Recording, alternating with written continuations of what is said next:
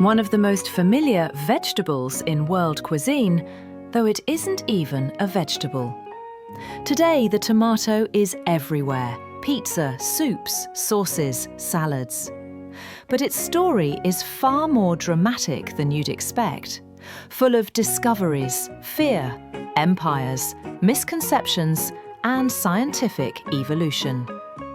Now, let's explore the thousands-year journey of the tomato. Our story begins in the Andes Mountains of South America. In what is now Peru, Ecuador, and Bolivia, tiny wild tomatoes grew naturally.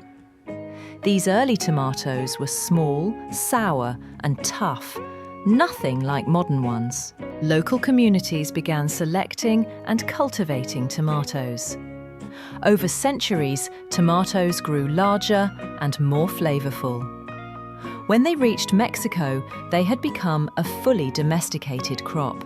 The Aztecs called it xitomatl. The Aztecs used tomatoes in meals with chili peppers, corn, cacao.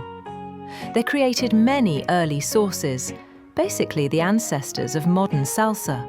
After 1492, the Spanish saw tomatoes in Aztec markets and brought them to Europe. But Europe was not ready. In the 1500s, Europeans believed tomatoes were poisonous.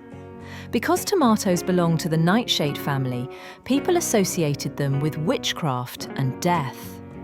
Also, acidic tomatoes reacted with lead plates and caused lead poisoning, so everyone blamed the tomato. Tomatoes were first grown as ornamental plants. Italy and Spain slowly began using them in cooking. By the 17th century, the first tomato sauces appeared in Italian cuisine.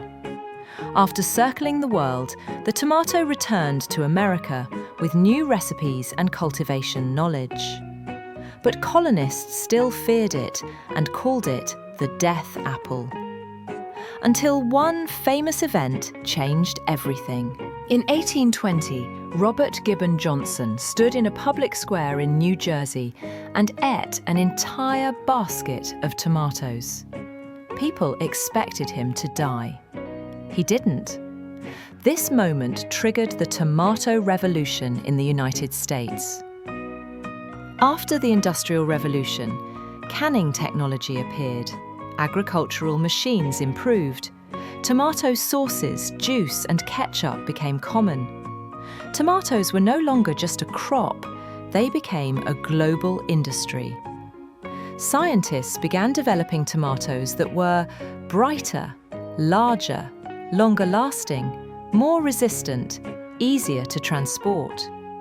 But there was a cost. Many modern tomatoes lost their natural aroma. Botanically, tomatoes are fruits. Culinarily, they're vegetables. In 1893, a US court ruled that tomatoes must be taxed as vegetables.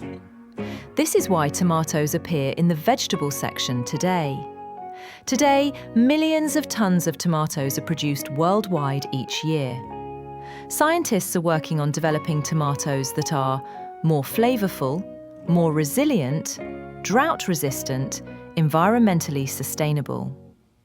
The tomato's journey continues, and the future may bring entirely new varieties. If you enjoyed this video, don't forget to hit the like button, subscribe to the channel, and turn on notifications to stay updated with new videos.